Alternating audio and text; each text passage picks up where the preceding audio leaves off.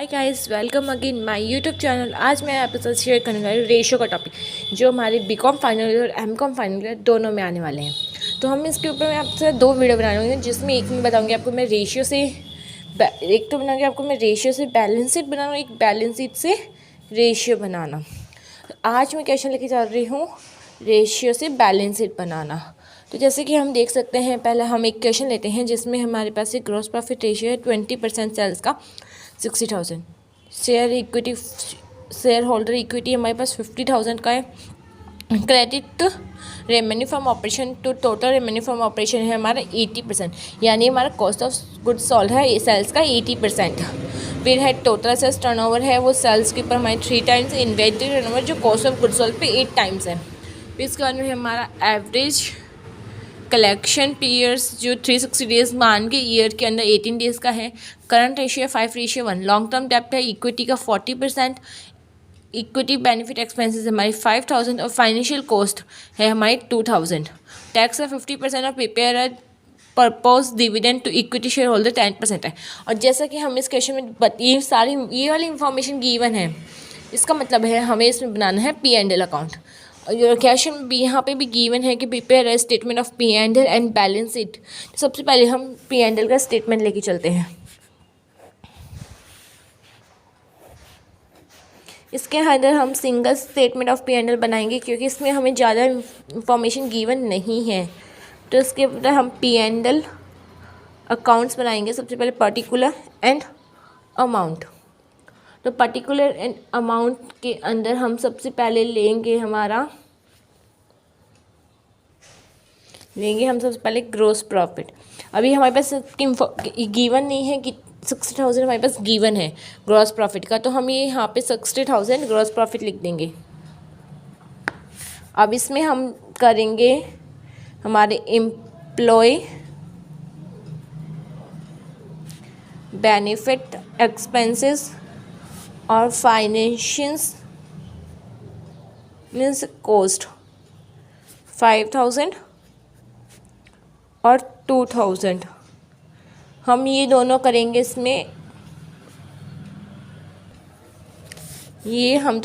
इसके अंदर लेस। ये दोनों हम लेस करने के बाद हमारा आंसर निकल के आएगा 53,000। लेट्स 3। फिर इसमें से हम लोग लेस करेंगे टैक्स।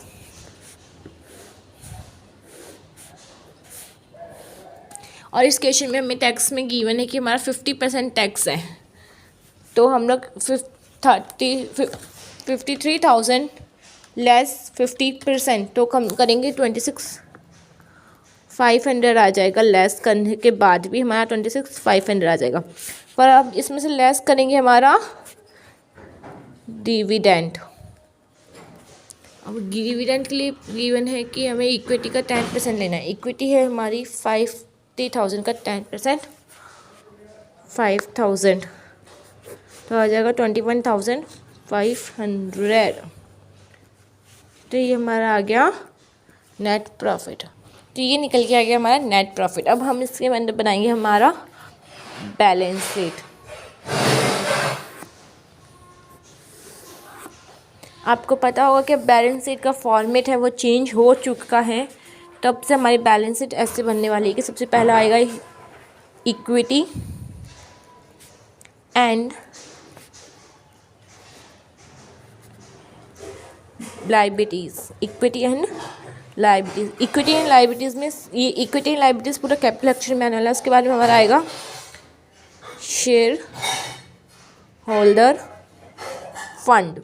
शेयर होल्डर फंड में हमारा सबसे पहले आएगा इक्विटी शेयर कैपिटल और सेकंड आएगा रिजर्व एंड सरप्लस। अब इसके बाद में हमारा इसमें सेकंड पॉइंट आने वाला है non current liabilities.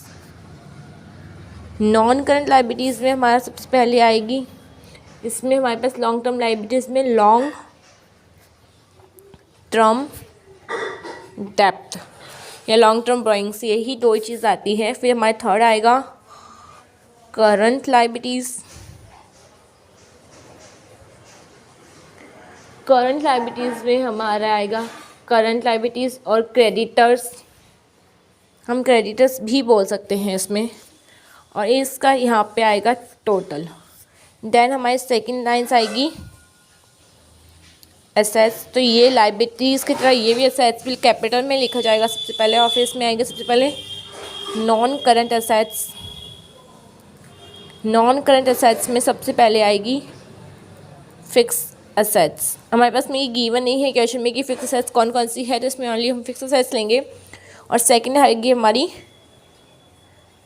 Current assets. Current assets में हमारा आता है इन्वेंट्री कितनी है, डेटर्स कितने हैं हमारे, हम डेटर्स को बिल्स रिसीवेबल्स भी बोलते हैं, ओके।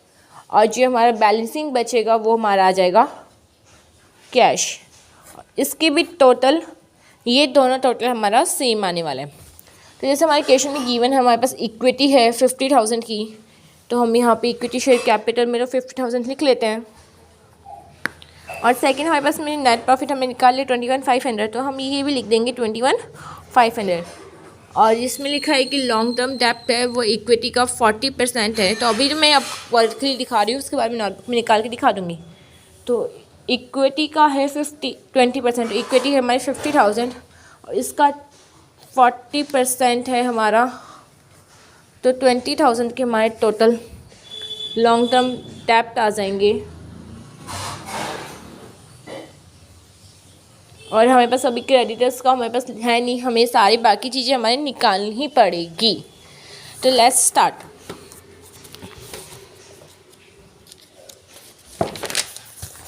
तो हम सबसे पहले लेंगे कि हमारे पास में कौन कौन से क्या क्या इंफॉर्मेशन गिवन है। तो हमारे पास अमाउंट सिर्फ दो चीज़ के ही गिवन है, एक तो करंट रेशियो का, एक शेयर होल्डर फंड। तो करंट रेशियो के हमारे पास अमाउंट गिवन है, तो हम यहाँ पे करंट रेशियो वर्किंग नोट डाल के फर्स्ट रेशियो डालेंगे हमारा current profit ratio, gross profit ratio. Gross profit ratio में gross profit upon net sales into 100। तो ग्रॉस प्रॉफिट है हमारा 20%, जो हमें क्वेश्चन में गिवन है कि सेल्स का 20% है और 60,000 आ रहा है, a point 20 upon 60,000 net sales into 100। तो हमारे इस क्वेश्चन से नेट सेल्स निकल के आ जाएगी। नेट सेल कैसे निकल के आएगी, हमें 60,000 अपॉन 20%, तो हमारी 3 लाख आएगी हमारी नेट सेल्स। यानी रेवेन्यू फ्रॉम ऑपरेशन है हमारा 30,000, अभी 3,000। अब ये 3,000 निकाला कैसे, मैंने अपॉन 20% क्यों लिया, तो क्योंकि नेट सेल्स है वो, इसको हम क्रॉस मल्टीप्लिकेशंस करेंगे तो नेट सेल्स 0.20 आ जाएगी, इसीलिए हमने 60,000 में डिवाइड किया है, ठीक है। अभी हमारा सेकंड पॉइंट है, हमारी नेट सेल्स निकल के आ गई। तो हमें बोल रहा है कि टोटल सेल्स टर्नओवर है, ये नेट सेल्स का 3 टाइम्स है, तो total assets turnover ratio, total से टर्नओवर रेशियो में सेल्स अपॉन टोटल एसेट्स, ये है हमारा 3 टाइम्स, सेल्स है हमारी 3 लाख, तो हमारी टोटल एसेट्स निकल के आ गई 1 लाख। आया समझ में। तो हमारा थर्ड पॉइंट निकलेगा इन्वेंट्री टर्नओवर रेशियो, जो इसमें लिखा है हमारे रेवेन्यू फ्रॉम ऑपरेशन का 8 टाइम है, तो cost of goods sold upon inventory, ये है हमारा 8 टाइम। हमारे पास कॉस्ट ऑफ गुड्स सोल्ड हमने निकाली नहीं, तो कॉस्ट ऑफ गुड्स सोल्ड निकाल सकते हैं हम सेल्स माइनस ग्रॉस प्रॉफिट। जो सेल्स है हमारी 3 लाख की माइनस ग्रॉस प्रॉफिट हमारा 60,000 का, तो ये निकल के आ जाएगा 2,40,000। तो हम यहाँ पे डाल देंगे 2,40,000 अपॉन इन्वेंट्री, तो हमारी इन्वेंट्री निकल के आ जाएगी 2,40,000 डिवाइडेड बाई 8, तो 30,000। ये सब निकल के आ गया हमारे पास में, यानी हमारे ये इन्फॉर्मेशन कंप्लीट हो गई, ये कंप्लीट हो गई, ये कंप्लीट हो गई, ये कंप्लीट हो गई, ये कंप्लीट हो गई। इस पेज की हमारी सारी इन्फॉर्मेशन। अब हम वहाँ आते हैं नेक्स्ट पेज पे, तो यहाँ पे लिखा है एवरेज कलेक्शन पीरियड्स है वो 360 डेज इन अ ईयर मान के 18 डेज का है। तो हम लोग यहाँ पे 4th पॉइंट डालेंगे average collection periods. Average collection periods होता है average receivable upon net sales into 360 days. So 18 is equals to average receivable upon तो 2,40,000 इंटू 360। तो हमारा एवरेज रिसीवेबल आ जाएगा 2,40,000 इंटू 18 डिवाइडेड बाई 360, तो आ गया 12,000। तो हमारा एवरेज रिसीवेबल आ गया है 12,000। तो हमारा ये चीज़ भी निकल गई है। अभी देखिए हमारे पास में अभी बचा हुआ है लॉन्ग टर्म डेप्ट की इंफॉर्मेशन गिवन है, तो हम 5th नंबर डालेंगे लॉन्ग टर्म डेप्ट इक्विटी इंटू 40%। इक्विटी है हमारी 50,000 इंटू 40%, तो 20,000।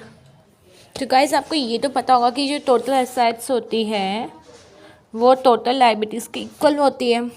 तो हमारे पास टोटल एसेट्स टर्नओवर रेशियो से हमारा टोटल एसेट्स हमने निकाल लिया था यहाँ पे, ये रहा कि 1 लाख की है, तो यानी हमारी टोटल लायबिलिटीज़ भी होगी 1 लाख की। तो टोटल लायबिलिटीज़ से हम लोग टोटल लायबिलिटीज़ में क्या था हमारा, अभी मैंने आपको बैलेंस शीट में बताया था इक्विटी यानी share holder fund plus non current liabilities plus current liabilities. तो टोटल लायबिलिटीज़ है हमारे पास 1 लाख आ गई है। और ये भी हमने यहाँ पे डाला है कि 50,000 प्लस 21,500, टोटल हो गया 71,500। तो शेयर होल्डर फंड आ गया हमारा 71,500 प्लस नॉन करंट लायबिलिटीज़ हमने अभी निकाला है लॉन्ग टर्म डेप्ट 20,000 प्लस करंट लायबिलिटीज़। तो जैसे कि हम यहाँ पे निकाल सकते हैं, हमारे आराम से करंट लायबिलिटीज़ निकल के आ जाएगी कि ये है हमारा हो जाएगा 91,500। 1 लाख में से 91,500 निकालेंगे तो 8,500 आ जाएगा। तो हमारे पास करंट लायबिलिटीज़ हमारी ये आ जाएगी। हमारा फॉर्मूला नंबर 6 हो गया। फॉर्मूला नंबर 7 क्या है, current ratio, current assets upon current liabilities. ये बोले 5/1 है, करंट एसेट्स है, करंट लायबिलिटीज़ हमारी 8,500। तो हमारी करंट एसेट्स निकल के आ जाएगी 8,500 इंटू 5, तो 42,500। तो 42,500 हमारी करंट एसेट्स निकल के आ गई। तो हम लोग 8 पॉइंट बना सकते हैं। हमारा total assets equals to fix assets plus current assets, right. ये total assets equals to fix assets plus current assets. तो टोटल एसेट्स है हमारी 1 lakh equals to fix assets plus current assets है 42,500। तो हमारी फिक्स एसेट्स निकल के आ जाएगी ना, -1 लाख करते हैं तो 57,500, ये हमारी फिक्स एसेट्स निकल के आ गई। अब बचता है करंट एसेट्स की। करंट फॉर्मूला नंबर 9 बन जाएगा करंट एसेट्स इक्वल्स टू, हमने करंट एसेट्स में यहाँ पे क्या क्या लिखा है, इन्वेंट्री, डेटर्स एंड कैश। तो हम यहाँ पे current assets equals to inventory plus debtors plus cash. तो हमारी करंट एसेट्स है 42,500। अब यहाँ पे हमने इन्वेंट्री निकाली है, ये 30,000 और ये निकाला है 12,000। ये 30,000 प्लस 12,000 प्लस कैश। तो हमारे आराम से कैश की अमाउंट निकल के आ जाएगी 500।